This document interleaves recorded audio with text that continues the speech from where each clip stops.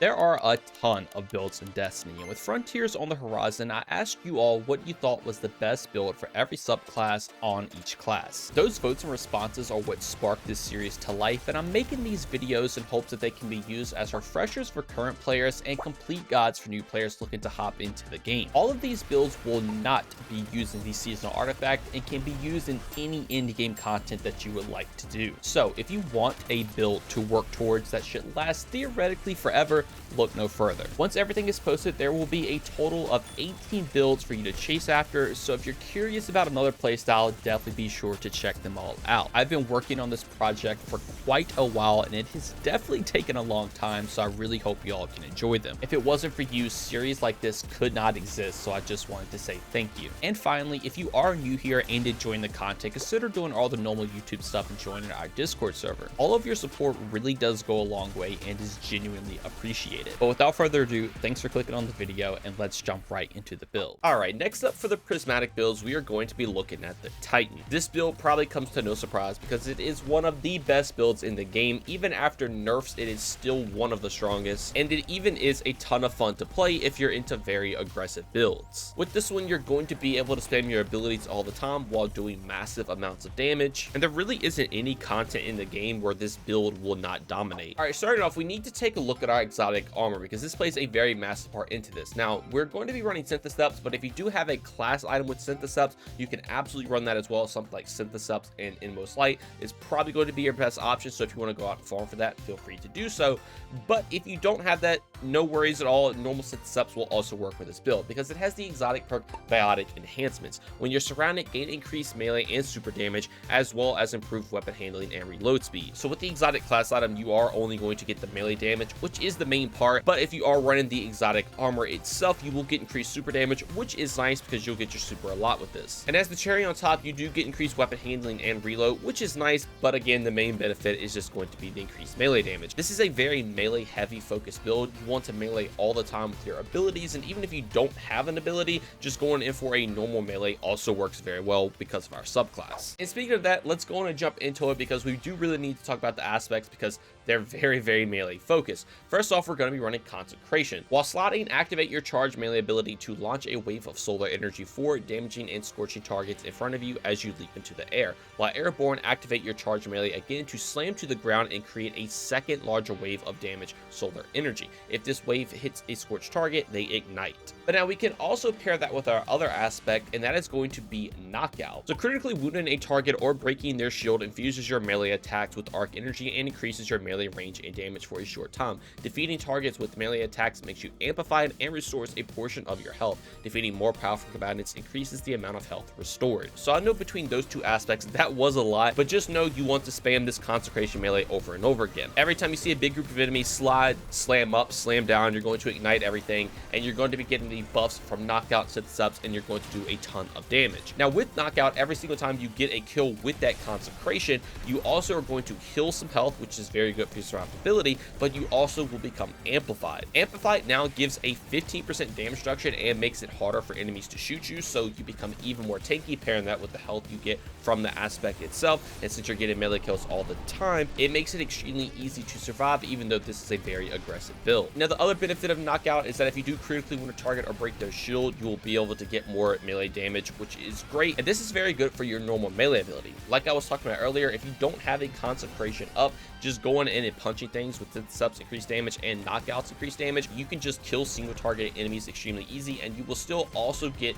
the health benefits from Knockout. The other really cool benefit of Knockout, which we'll play more once we get into our armor mods, is that the Knockout actually becomes a power melee itself, so you can proc armor mods just off of your base melee attack. But a thing we do need to talk about is our abilities in Transcendence in itself, because this is going to play a very crucial part of this build. You absolutely want to be Transcendence with this because that is going to allow you to spam Consecrations over and over again. Also, it's worth noting that your electrified snare grenade is very good for suspending targets, which makes it extremely easy to go in for a Consecration. You're going to be spamming these back and forth, and you want to build this up as fast as possible, and we'll talk more about that once we get into the weapons. But for abilities, definitely take Thruster because this does have the lowest cooldown cooldown, this is going to play a very crucial part with some of our armor mods. And if you have the inmost light class item, this is very, very good. But again, even with just synthesis ups, it's still very strong. Frenzy Blade is going to be your melee because this actually grants you 3 melee charges. That's the only reason we're using it, so we can have 3 charges of consecration. And then finally for the grenade, I do like Glacier Grenade because this will build up darkness energy very, very quickly for your Transcendence bar, and it also will play into one of our fragments once we get into those. Between Glacier Grenade and your consecration,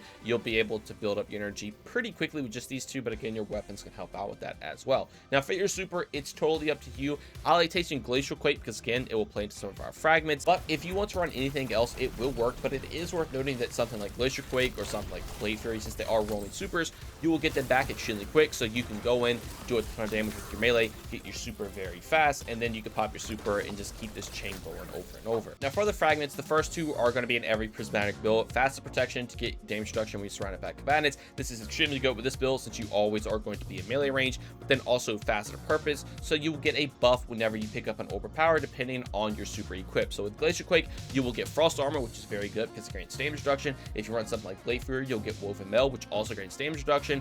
You have Void Overshield, Restoration, anything of the sort. Again, all of these will be very good, so you can run whatever you want to. But the reason I do like to run Glacier Quake is because of our next fragment that's going to be Facet of Ruin. So this is going to increase the size and damage whenever you shatter a frozen target or a stasis crystal. This also does increase the size of solar ignitions as well. So it kind of just synergizes with everything. So your super gets more damage essentially, your grenade is getting more damage essentially, and then also your consecration is given a bigger AoE, which will allow it to kill more targets. Facet of Ruin just kind of goes with everything in the build. Now our next fragment is going to be Facet of Courage, so our Arc, Solar, and Void abilities will do more damage to enemies afflicted by darkness debuffs. This just makes it so your consecration can do a little bit more damage. This can work with freeze from your Glacier Grenade, but the main thing is that your Transcendence is going to be able to apply a suspend to an enemy, which makes your consecration will now do more damage because they are suspended. But then for the final fragment, it's just Facet of Hope, so our class ability recharges faster when you have an elemental buff. So this makes it so we get our thrust back faster, play into our armor mods. Again, if you do have inmost synthesis subs, it is going to be very, very strong for that. But we will always have Amplify between knockout. We'll always have Frost Armor or anything of the sort, depending on whatever super you run. So you're always going to be getting the max benefit of this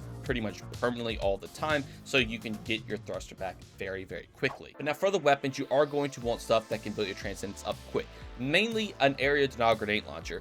With something like Consecration, you are already going to be getting a ton of light energy because this is where you're going to be using for your damage most of the time anyway. So running something like a Lost Signal, especially if you do have auto loading holster on it, because you can just shoot it, throw it into your backpack and reload. But you can really, really build that darkness energy up for your Transcendence very quickly. I would almost say it is a must-have, but you can absolutely run any other darkness weapon that you would like to. This is just by far the best one because, again, it builds it up extremely quickly, and then you also have the Consecration building your light energy up. But your other weapon, you just want a very good burst weapon, just in case your Consecration has to kill an enemy. You can just swap this, take them out really quick. Something like Choir 1 also builds light energy up extremely quick. Again, you will have Consecration to do that, but if there ever is a time where you do need to get some extra light energy, Choir 1 is very good for that.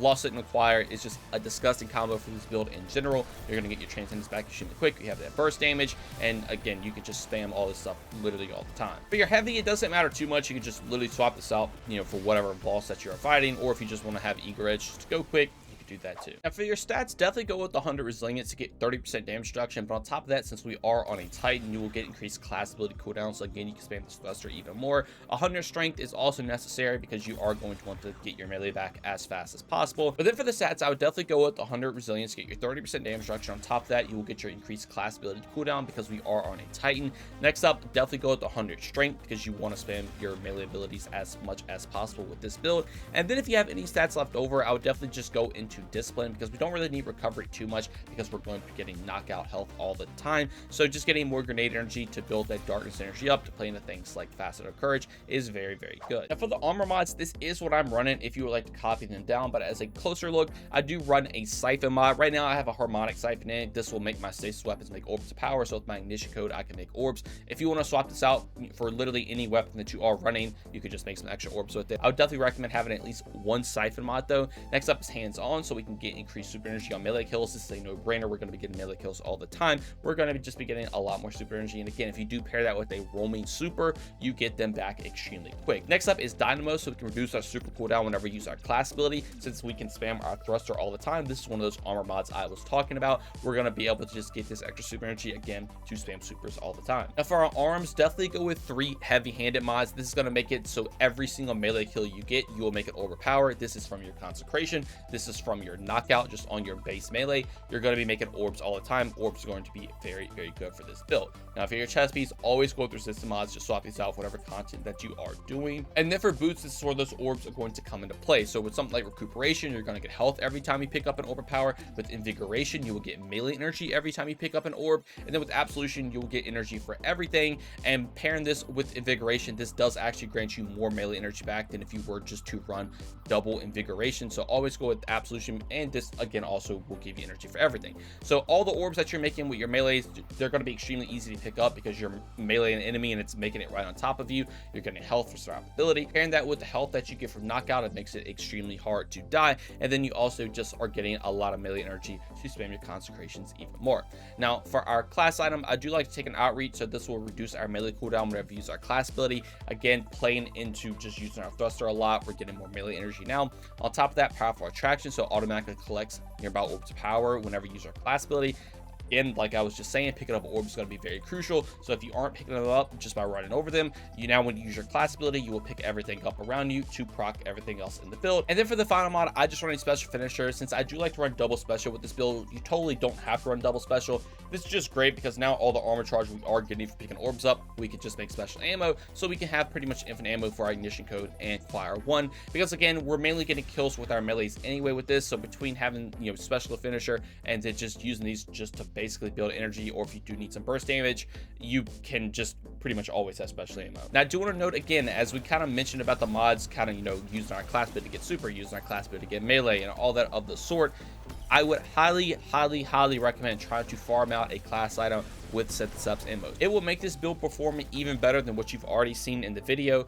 But again, if you don't want to do that, normal synthesubs is fine, but with Inmo synthesubs, it is objectively better. So I would definitely recommend trying to get one if you don't want to permanently play this build. Now, finally, I do want to mention the artifact like I've done with the rest of the videos in this series. You absolutely do not have to run a single artifact perk to make this build work. But obviously, if you do run them, it will make it even stronger. Things like this season, you can buff your void weapons up to make them a lot more effective. You can make more special ammo. You can make your special ammo grant you heavy ammo. It's a lot of crazy things you can do. So when Frontiers comes around, be sure to click on the ones that will synergize most with the build. If there's anything to do with melee, anything to do with ignitions or solar damage, anything of the sort, there's going to probably be some crazy things you can do with it, because there usually is with these artifacts. And then for the last thing, this is the Transmog I'm running. Obviously, I went for the very prismatic theme look, kind of like how I mentioned in the Warlock video. I'm going to try to make them all have somewhat of the similar shaders as we go down the line. So with Arc, they'll be a very similar vibe as well. But overall, I tried to make this a very sleek, aggressive looking Titan. I think it turned out looking pretty well. So if you want to make your Titan look like this, definitely be sure to copy it down. But all right, that is going to do it all for this build. If you are a veteran player and watch this all the way through, I truly appreciate it. I hope you may have learned at least one thing new.